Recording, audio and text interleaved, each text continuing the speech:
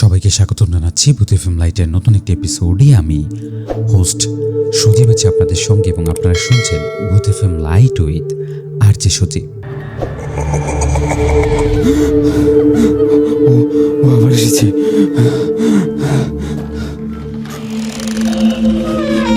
কে ওখানে? কে তুমি? কে তুমি?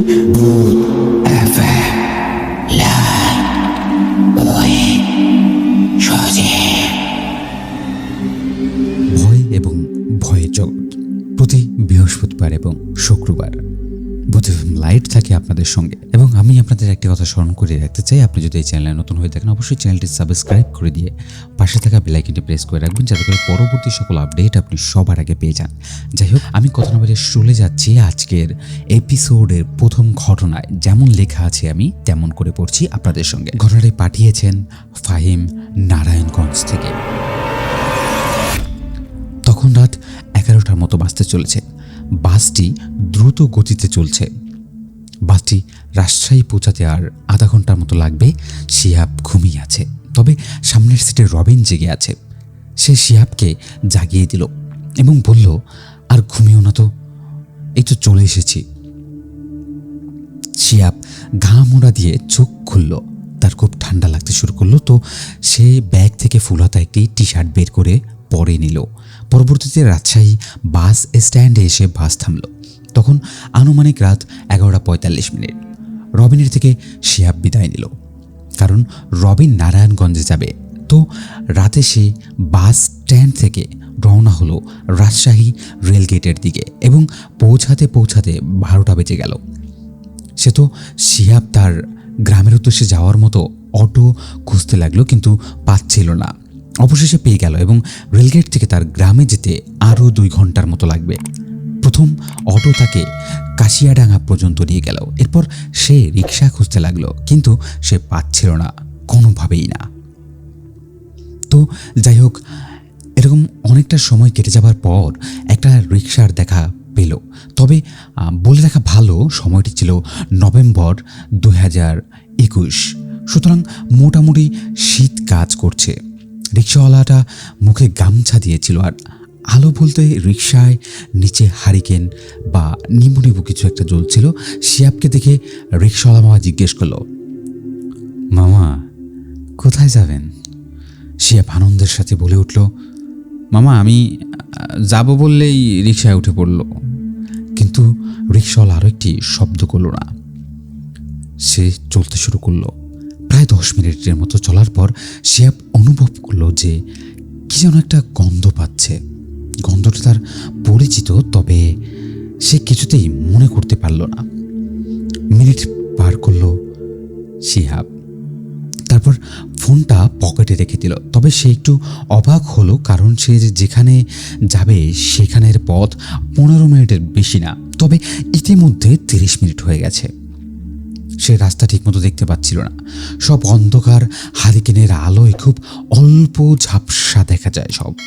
সে এবার বলল, মামা এইটা কোন রাস্তা? আবারও সাইলেন্ট, কোনো জবাব নেই। এবার একটু রাগ নিয়ে শিহাব, আরে মামা সমস্যা কি কথা বলেন না কেন? কোথায় যাচ্ছে এই রাস্তা দিয়ে? জবাব এলো, মামা হে অন্য রাস্তা, ওই রাস্তার কাজ চলে। তবে শিহাব খুব ভালোভাবে জানে যে তার বাসার রাস্তা একটাই। আবার ভাবলো অনেক বছর পর আসছে, হয়তো রাস্তা হয়েছে। টেনশন না নিয়ে ফোনটা আবার বের করলো। যা দেখলো সেটা দেখতে কোনোভাবে প্রস্তুত ছিল না।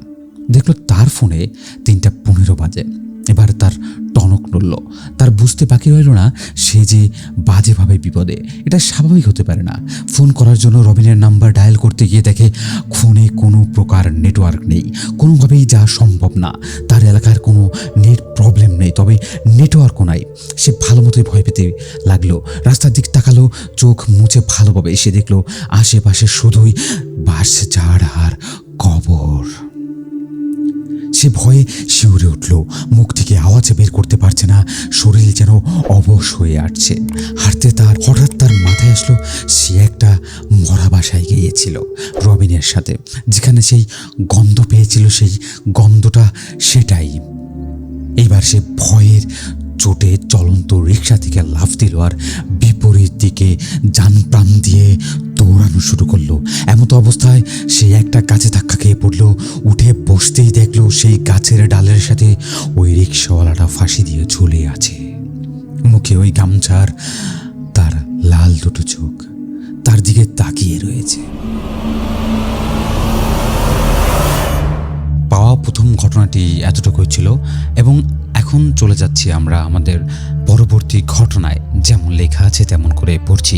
এর আগে একটি কথা আপনাদের স্মরণ করিয়ে রাখতে চাই, আসলে এমন ঘটনা যদি আসলে আপনার সঙ্গে হয় তখন আপনার অনুভূতি কেমন হবে। এবং বুথ এফএম লাইট কে কোথা থেকে শুনছেন অবশ্যই কমেন্ট করে জানাতে ভুলবেন না। এবং আপনি যদি আমাদের চ্যানেল নতুন হয়ে থাকেন অবশ্যই চ্যানেলটি সাবস্ক্রাইব করে দিয়ে পাশে থাকা বেল আইকনটি প্রেস করে রাখবেন, যাতে করে পরবর্তী সকল আপডেট আপনি সবার আগে পেয়ে যান। চলুন দেরি না করে চলে যাই পরবর্তী ঘটনায়।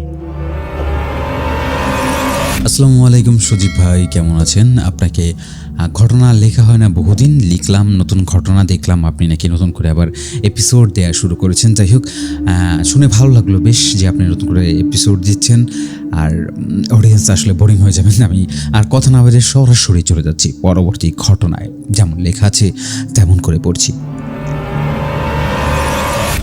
অরুণ এমনিতে হাসি খুশি থাকে, এমন গভীর মুখে তাকে কখনো দেখিনি আমি অনেকবার তাকে জিজ্ঞেস করেছি, সে একবারে উত্তর দেয়নি।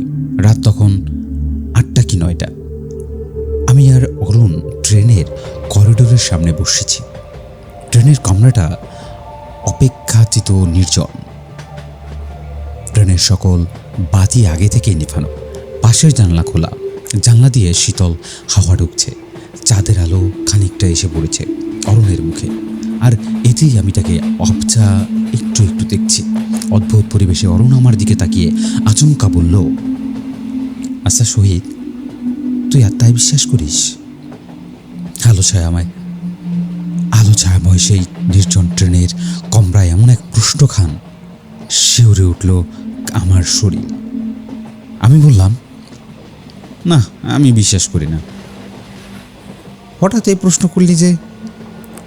অরুণ কিছুক্ষণ চুপ করে থেকে কি যেন ভাবতে লাগলো, এরপর বলল, তাহলে শোন, তোকে একটা ঘটনা বলি। অনেকদিন আগে মধুপুর গ্রামে দুজন মানুষ মারা যায়। একজনকে মসজিদের পাশে আম গাছে ফাঁসিতে ঝুলিয়ে হত্যা করা হয়। এর মাসখানেক পরে একই গাছে ফাঁসি দিয়ে আত্মহত্যা করে অন্য আরেকজন। গ্রাম অঞ্চলে এ নিয়ে তখন খুব তোলপাড় হয়। তখন থেকে গ্রামের মানুষ এই গাছটি এড়িয়ে চলে। কেউ রাতে ভুলেও আম গাছটির ডালা দিয়ে যায় না। আমি গত রাতে নামাজ পড়ে গাছটির নিচ দিয়ে যাচ্ছিলাম। তখন অন্ধকার কাটেনি, চাঁদের আলো হয়তো ছিল, কিন্তু আমি যখন যাচ্ছি তখন ঘোর অন্ধকার। এমনিতে আমি খুব সাহসী, কিন্তু আম গাছের তলা দিয়ে যখন যাচ্ছিলাম তখন খেয়াল করলাম আমি আসলে ভয় পাচ্ছি। সম্পূর্ণ বিনা কারণে ভয়। নির্জন একটা রাস্তা দিয়ে গেলে যে কেউ ভয় পেতে পারে, কিন্তু আমার ভয়টা সম্পূর্ণ অন্যরকম। আমার মনে হলো আম গাছটির গোড়ায় কিছু একটা দাঁড়িয়ে আছে।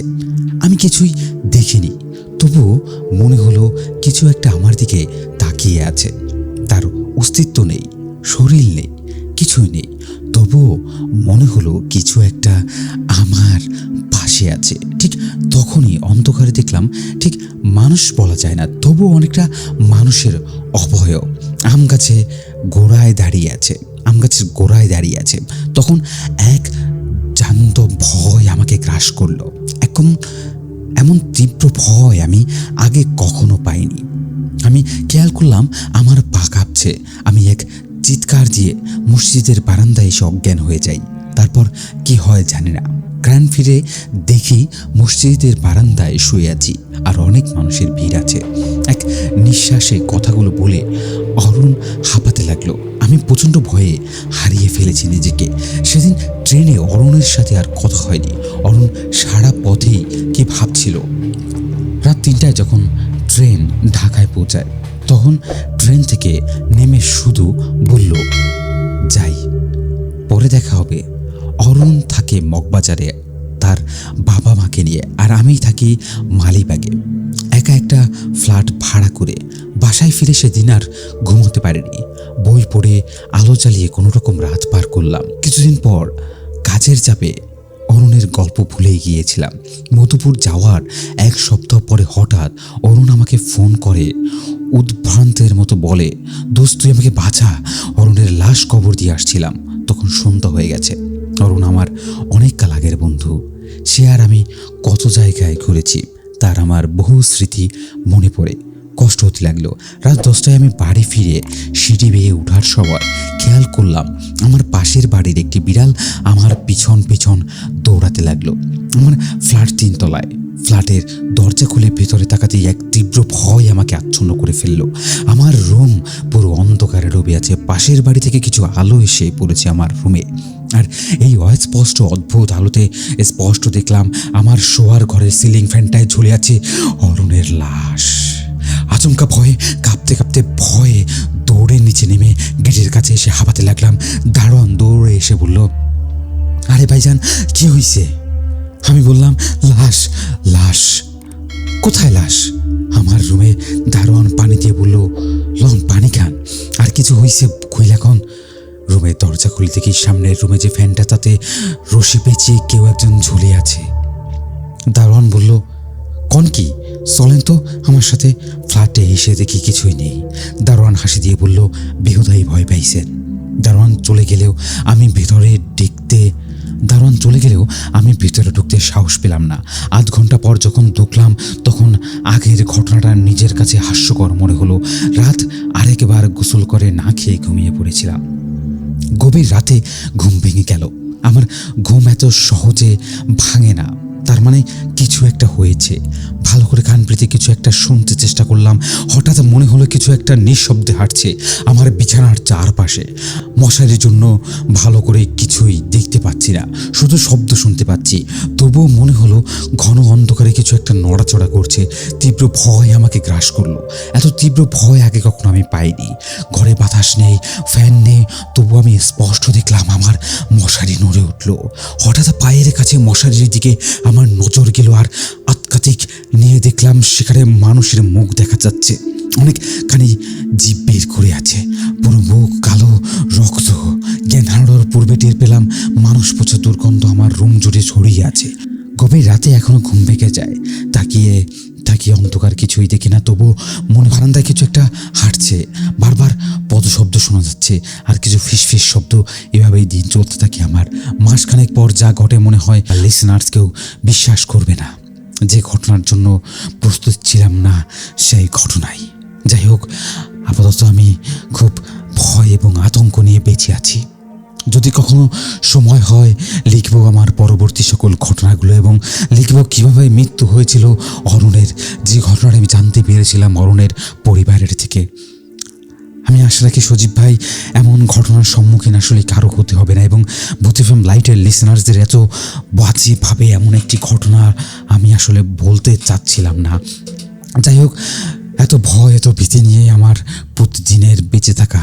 অবশ্যই আমি আশা রাখবো ভূত এফএম লাইটের লিসনার্সরা আমার জন্য আসলে দোয়া রাখবেন। এবং আমি জানি না কেন এমনটা আমার সঙ্গে হচ্ছে, এবং অরুণের মৃত্যুটা আসলে আমাকে খুব বেশি ভাবায়, খুব বেশি কষ্ট দেয়। যখনই এই জিনিসটা ভাবি যে ছেলেটা কিছুদিন আগেও আমাকে বলেছিল তার এমন এক ভয়ঙ্কর ঘটনার কথা, সেই ছেলেটা মারা গেল। আসলে সজীব ভাই, আসলে কি পৃথিবীর বুকে বিরাজ করে এমন কোনো শক্তি, যে শক্তি আমাদের থেকে আমাদের জীবনকে কেড়ে নেয়? আমি কিছু প্রশ্নের উত্তর আজও খুঁজে পাই না। আমি ঘটনাটা আপনার কাছে লিখলাম। অবশ্যই আমি আশা রাখবো আপনি ভূত এফএম লাইটে এই ঘটনাটি শেয়ার করবেন। আমি আশা রাখবো আপনি বাস্তব ঘটনাগুলো নিয়ে আবারও ভূত এফএম লাইট নিয়ে ফিরবেন। আমি আশা রাখবো আমি খুব শীঘ্রই যাতে সেরে উঠি এমন ভয়ঙ্কর ঘটনা থেকে। যাই হোক, ভূত এফএম লাইটের লিসনার্সরা, আসলে বলতে গেলে যে গল্পটি আপনাদের সঙ্গে শেয়ার করলাম, আসলে বলতে গেলে সেই ঘটনাটি আমার এক খুব কাছের শুভাকাঙ্ক্ষী আমাকে পাঠিয়েছে। এবং বলতে গেলে ভূত এফএম লাইটের 2-1টা যত এপিসোড ছিল, প্রায় সব এপিসোডে উনি আমাকে ঘটনা পাঠাতো। যাই হোক, আমি আশা রাখবো খুব খুব দ্রুত সুস্থ হয়ে উঠবেন উনি। এবং অরুণের এই ঘটনাটা আসলে খুব দুঃখজনক। আমি আপনাদের জন্য আসলে এমন সব ঘটনা বলতে গেলে নিজেও মাঝে মাঝে খুব কষ্ট পাই, খুব কষ্ট লাগে আসলে। যে ভেঙে পড়লে চলবে না লিসেনার্স, অবশ্যই আশা রাখি আপনার কাছে থাকা ঘটনা আপনি পাঠিয়ে দেবেন ভূত এফএম লাইটকে। আপনি লিখবেন boothfmlight@gmail.com এই অ্যাড্রেসটিতে। যাই হোক আমি অপেক্ষায় রইলাম আপনাদের ঘটনার, এবং আমি আশা রাখবো সবাই ভাইয়ার জন্য দোয়া রাখবেন। এবং ভাইয়া আগে থেকেই তার নাম প্রকাশে অনিচ্ছুক ছিলেন, এর জন্য আমি তার নামটি আসলে প্রকাশ করিনি। কারণ ঘটনাটি যখন ওনার ফ্যামিলির লোক কিংবা কেউ না কেউ জানতে পারবেন, তাহলে আসলে সবাই ওনাকে নিয়ে ভয় থাকবেন। এবং ভূত এফএম লাইট সর্বদা চেষ্টা করে আপনাদের গল্পে আপনাদের নামগুলো গোপন রাখার। যদি আপনারা চান আপনাদের নামগুলো বলতে পারেন, এবং আপনি চাইলে সরাসরি আমাদের সঙ্গে যুক্ত হয়ে আমাদের শ্রোতাদের কাছে তুলে ধরতে পারেন আপনার সঙ্গে ঘটে যাওয়া ভয়ঙ্কর সকল ভূতই ঘটনা। যাই হোক, আশা রাখবো আপনারা ভূত এফএম লাইটের সঙ্গেই থাকবেন, এবং আমার এই কামব্যাক এবং পথ চলাকে আসলে অটুট রাখতে আপনাদের যেটা করতে হবে সেটা হচ্ছে গিয়ে বেশি বেশি করে লাইক করতে হবে, শেয়ার করতে হবে আপনাদের নিজ প্রোফাইল থেকে। এবং আমি আশা রাখবো যে আসলে আপনারা যদি আমার আশা অনুরূপ আমাকে রেসপন্স করেন, অবশ্যই আমি ফুল একটা টাইম জুড়ে আপনাদের সঙ্গে ভৌতিক ঘটনা শেয়ার করব। এবং আসলে সত্যি বলতে অনেকদিন পর ভাইয়ার এই ঘটনাটি আমি পড়লাম, অনেকগুলো মেইলের অনেকগুলো গল্পের পর কেন জানি মনে হলো যে গল্পটা পড়া উচিত। এবং এই গল্পটা পড়ে আসলে বলতে গেলে আমার এখন আর বাকি ঘটনাগুলো বলার ওই একটা মুড যে ছিল সেটা কিছুটা বিঘ্নতি ঘটেছে। এবং আমি আপাতত এর জন্য বিদায় নিচ্ছি, এবং দেখা হবে ভূত এফএম লাইটের নতুন কোনো একটা এপিসোডে। ততদিন সবাই ভালো থাকবেন, সুস্থ থাকবেন, এবং ভৌতিক স্পেস থেকে অনেকটা দূরে থাকবেন। ধন্যবাদ। কে ওখানে? কে তুমি? কে তুমি? ভূত এফএম লাইট ওয়ে সজীব।